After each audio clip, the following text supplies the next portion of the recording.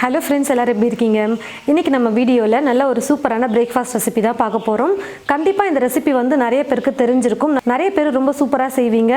ஆனா இந்த வீடியோ வந்து ஒரு சிலருக்கு யூஸ்ஃபுல்லா இருக்கும்னு நினைக்கிறேன். அதாவது பூரியும் பூரி மசாலும் செய்ய தெரியாதவங்களுக்கு இந்த வீடியோ ரொம்ப யூஸ்ஃபுல்லா இருக்கும்.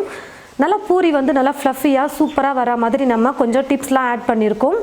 கண்டிப்பாக வீடியோ ஃபுல்லாக பாருங்கள், உங்களுக்கு ரொம்ப யூஸ்ஃபுல்லாக இருக்கும். அது மட்டும் இல்லாமல் உருளைக்கிழங்கு வச்சு நம்ம மசாலும் ரெடி பண்ணியிருக்கோம் பூரிக்கு. ரொம்ப சிம்பிளான மெத்தட் தான், ஆனால் ரொம்ப நல்லா டேஸ்டியாக இருக்கும். வீடியோக்குள்ளே போகிறதுக்கு முன்னாடி நம்ம கிச்சனுக்கு வந்து கொஞ்சம் புதுசாக பாத்திரம் எல்லாம் வாங்கியிருக்கோம். என்னென்னலாம் பாத்திரம் நம்ம கிச்சனுக்கு புதுசாக வாங்கியிருக்கோம் அப்படின்னு சொல்லிட்டு நான் வந்து நம்மளோட இன்னொரு சேனலான தமிழ் ஃபுட் மசாலா சேனலில் வீடியோ அப்லோட் பண்ணியிருக்கேன். அந்த வீடியோட லிங்க்கை நான் டிஸ்கிரிப்ஷன் பாக்ஸில் கொடுக்குறேன். கண்டிப்பாக போய் அந்த வீடியோவும் பாருங்கள், உங்களுக்கு ரொம்ப பிடிக்கும்னு நினைக்கிறேன். இப்போ வாங்க நம்ம பூரியும் பூரி மசாலும் எப்படி செய்கிறதுன்னு பார்க்கலாம். ஒரு பாத்திரத்தில் கோதுமை மாவு சேர்த்துக்கிறேன். மாவு வந்து எப்போவுமே நம்ம யூஸ் பண்ணும்போது சலிச்சிட்டு சேர்த்துக்கலாம். இந்த கப்பில் 3 கப் அளவுக்கு கோதுமை மாவு சேர்த்துக்கிறேன். மாவோட வெயிட் வந்து பார்த்திங்கன்னா 450 கிராம் இருக்குது. கிட்டத்தட்ட ஒரு 1/2 கிலோ அளவுக்கு நான் எடுத்திருக்கேன்.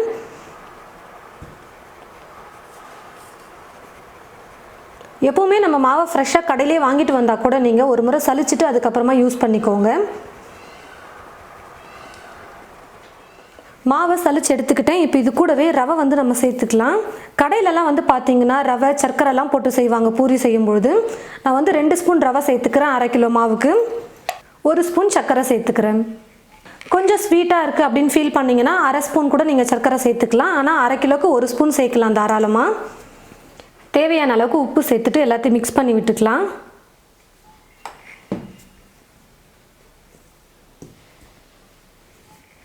இப்போ கொஞ்சம் கொஞ்சமாக தண்ணி சேர்த்து மாவு பிசைஞ்சிக்கிறேன். சப்பாத்திக்கு மாவு பிசைகிறத விட பூரிக்கு வந்து கொஞ்சம் மாவு கொஞ்சம் கெட்டியாக தான் நம்ம பிசையணும். கொஞ்சம் கொஞ்சமாக தண்ணி சேர்த்து நம்ம மிக்ஸ் பண்ணும்பொழுது கரெக்டாக பூரிக்கு மாவு பிசைய முடியும்.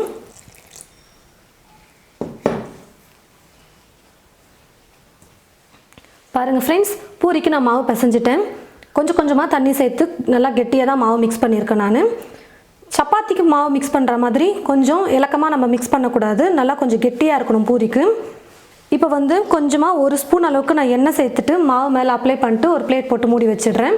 மாவு வந்து காயக்கூடாது, அதனால் 1 ஸ்பூன் எண்ணெய் மேலே சும்மா லைட்டாக அப்ளை பண்ணி விட்டுக்கலாம். மாவு வந்து பார்த்திங்கன்னா பூரிக்கெல்லாம் ரொம்ப நேரம் ஊற வைக்க மாட்டாங்க. இப்போ நான் மாவை எடுத்து வச்சிடுறேன். அதுக்குள்ளே நான் வந்து உருளைக்கிழங்கு மசால் வந்து ரெடி பண்ணிக்க போகிறோம் பூரிக்கு. மசால் ரெடி பண்ணி வச்சுட்டு நம்ம பூரி செய்ய ஆரம்பிச்சுக்கலாம், கரெக்டாக இருக்கும்.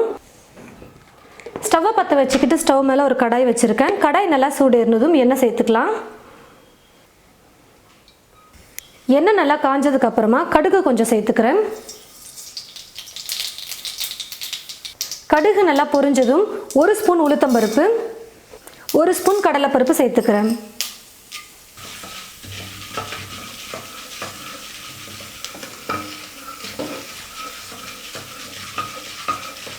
பருப்பு ஓரளவுக்கு வறுபட்டதும் 6-7 பல் பூண்டு எடுத்து தோலோடு இடித்து வச்சுருக்கேன். இப்போ அதை சேர்த்துக்கிறேன்.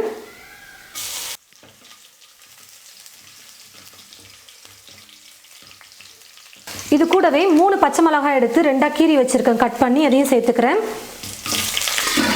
பச்சை மிளகாய் சேர்த்துட்டு ஒரு பிளேட் போட்டு மூடிடுங்க. ஏன்னா பச்சை மிளகாய் அப்படியே விட்டோம்னா எண்ணெயில் பட்டதுமே வெடிக்க ஆரம்பிச்சிடும், மேலெல்லாம் தெரிக்கும். அதனால் ஒரு பிளேட் போட்டு மூடிடுங்க ஒரு 30 செகண்ட்.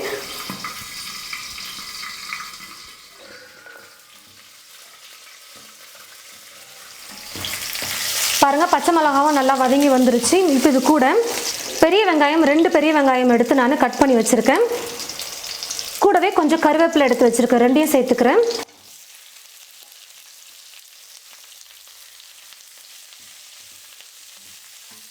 வெங்காயம் சேர்த்ததுக்கப்புறமா அது கூடவே 1 சிட்டிகை அளவுக்கு நான் பெருங்காயத்தூள் சேர்த்துக்கிறேன். உருளைக்கிழங்கு சேர்த்து செய்கிறதுனால கொஞ்சம் வாய்வு பிரச்சனை ஏற்படுத்தும், அதனால் பெருங்காயத்தூள் கொஞ்சம் சேர்த்துக்கலாம். வெங்காயம் வதங்கும் போதே மஞ்சள் தூளும் சேர்த்துக்க போகிறேன். ஒரு 1/4 ஸ்பூன் அளவுக்கு மஞ்சள் தூள் சேர்த்துக்கிறேன்.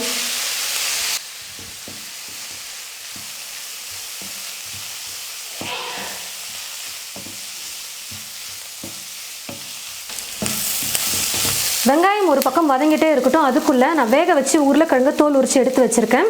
வெயிட் வந்து பார்த்திங்கன்னா 1/2 கிலோ உருளைக்கிழங்கு இருக்கும். சின்ன சின்ன உருளைக்கிழங்கா 8 உருளைக்கிழங்கு நான் எடுத்திருக்கேன். இப்போ இந்த உருளைக்கிழங்கை ஒன்றும் பாதியமாக நம்ம கையால் மசிச்சு எடுத்து வச்சுக்கலாம். பாருங்கள் ஃப்ரெண்ட்ஸ், வெங்காயம் வந்து நல்லா வதங்கி வந்துருச்சு. உருளைக்கிழங்கு மசாலுக்கெல்லாம் வந்து பார்த்திங்கன்னா வெங்காயம் ரொம்ப வதங்கக்கூடாது, ஓரளவுக்கு வதங்கினா போதும். இப்போது மசாலுக்கு தேவையான அளவுக்கு உப்பு சேர்த்துக்க போகிறேன். மொத்தமாக உப்பு சேர்த்துட்டு லைட்டாக மிக்ஸ் பண்ணிவிட்டு மசிச்சு வச்சுருக்கிற உருளைக்கிழங்கை சேர்த்துக்க போகிறேன்.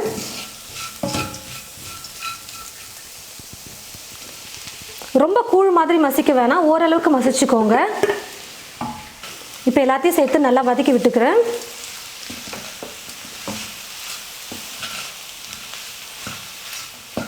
பாருங்கள் ஃப்ரெண்ட்ஸ், உருளைக்கிழங்கு சேர்த்துட்டு 2 நிமிஷத்துக்கு நல்லா நான் வதக்கிட்டேன். இப்போது உருளைக்கிழங்கு மசாலுக்கு தேவையான அளவுக்கு நம்ம தண்ணி சேர்த்துக்க போகிறோம். ஒரு சிலர் வந்து தண்ணியாக வைப்பாங்க, ஒரு சிலர் கொஞ்சம் கெட்டியாக வைப்பாங்க. ஆனால் பூரிக்கெல்லாம் வந்து பார்த்திங்கன்னா ஓரளவுக்கு கெட்டியாக இருந்தால் தான் நல்லாயிருக்கும். தேவையான அளவுக்கு தண்ணி சேர்த்துக்கலாம். சேர்த்துருக்கிற தண்ணி நல்லா கொதிச்சு நல்லா கெட்டியாக வரணும். உருளைக்கிழங்கு மசால் வந்து பார்த்திங்கன்னா நல்லா கொஞ்சம் கெட்டியாக வரணும். அது வரைக்கும் நம்ம குக் பண்ணிக்கலாம். உருளைக்கிழங்கெல்லாம் வேக வச்சது தான், அதனால் ரொம்ப நேரம் குக் பண்ணணும்னு இல்லை, ஒரு 5 நிமிஷம் நம்ம குக் பண்ணால் போதும். அப்பப்போ கரண்டி வச்சு கொஞ்சம் கலந்து கொடுங்க, அடி பிடிக்காமல் இருக்கணும்.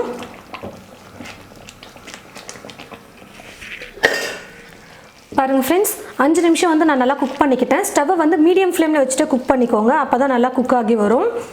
இந்த அளவுக்கு உருளைக்கிழங்கு மசால் வந்து இருந்தால் கரெக்டாக இருக்கும்.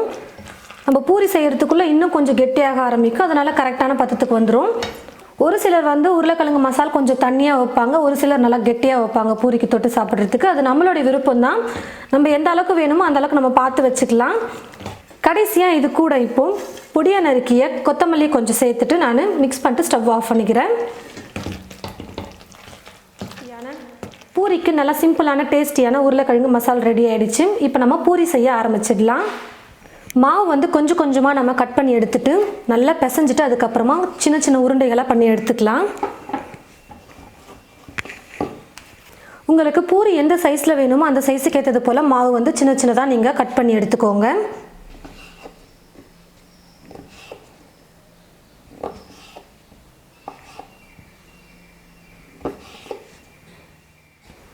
இந்த மாதிரி சின்ன சின்ன உருண்டைகளாக நம்ம செஞ்சு எடுத்து வச்சுக்கிட்டோம்னா பூரி தேய்ச்சி எடுத்து எண்ணெயில் போட்டு பொரிச்சு எடுக்க ரொம்ப ஈஸியாக இருக்கும்.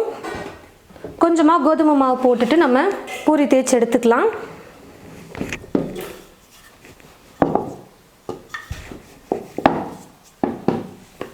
பூரி வந்து பார்த்திங்கன்னா சப்பாத்தி தேய்க்கிற மாதிரி நம்ம தேய்க்கக்கூடாது, கொஞ்சம் மொத்தமாக இருக்கிற மாதிரி தேய்ச்சாதான் நல்லா எழும்பி வரும்.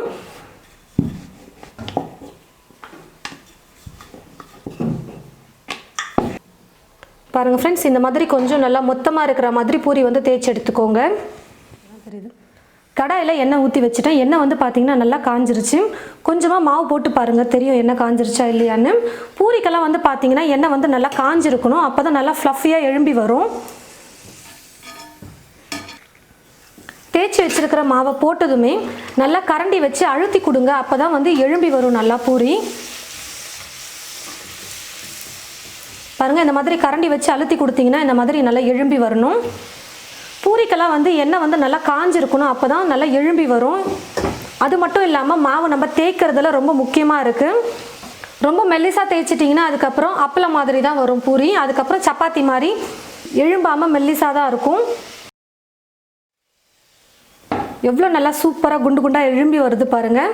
இப்போ நான் எடுத்துக்கிறேன். ரொம்ப நேரம்லாம் ஆகாது பூரி செய்யறதுக்கு, சீக்கிரமாக வெந்துடும்.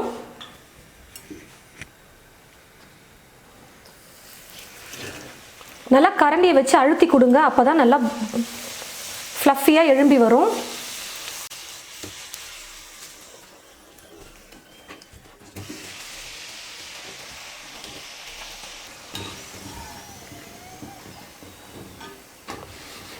சீக்கிரமாக பூரியை வந்து செஞ்சிடலாம். அதனால் நீங்கள் தேய்ச்சி ஒரு பேப்பரில் போட்டு வச்சுக்கோங்க. டக்குன்னு எண்ணெய் காஞ்சதுமே பொரிச்சு எடுக்கிறதுக்கு ஈஸியாக இருக்கும்.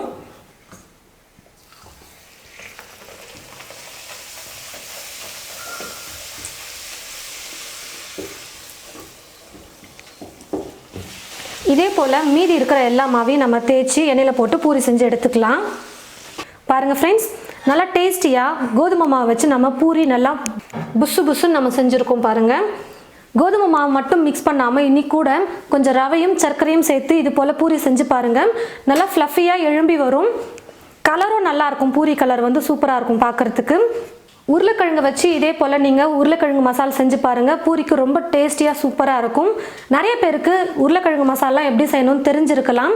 தெரியாதவங்களுக்கு இந்த வீடியோ ரொம்பவே யூஸ்ஃபுல்லாக இருக்கும்னு நினைக்கிறேன். ஏற்கனவே நம்ம சேனலில் வந்து பார்த்தீங்கன்னா மைதா மாவு வச்சு நம்ம பூரி செஞ்சுருக்கோம். அதையும் நிறைய பேர் ட்ரை பண்ணி பார்த்துட்டு நல்லா இருக்குன்னு சொல்லிட்டு நிறைய பேர் கமெண்ட் பண்ணியிருந்தீங்க. அந்த வீடியோட லிங்க்கை நான் உங்களுக்கு டிஸ்கிரிப்ஷன் பாக்ஸில் கொடுக்குறேன், கமெண்ட் பாக்ஸில் பின் பண்ணி வைக்கிறேன். போய் அந்த வீடியோவை மறக்காமல் பாருங்கள். அதுக்கு வந்து சைட் டிஷ் வந்து நம்ம உருளைக்கிழங்கை வச்சு கொஞ்சம் வித்தியாசமாக நம்ம சைட் டிஷ் ரெடி பண்ணியிருப்போம். 2 வீடியோவும் பார்த்து ட்ரை பண்ணி பாருங்கள். எப்படி இருக்குன்னு மறக்காமல் கமெண்ட் பாக்ஸில் வந்து கமெண்ட் பண்ணுங்கள். இந்த வீடியோவை மற்றவங்களுக்கும் ஷேர் பண்ணுங்கள். இது போல் நிறைய ரெசிபிஸ் பார்க்க என் சமையல் என் சுவை சேனலை மறக்காமல் சப்ஸ்கிரைப் பண்ணிக்கோங்க. கூடவே பக்கத்தில் இருக்கிற பெல் ஐக்கானை கிளிக் பண்ண மறந்துடாதீங்க. தேங்க்யூ.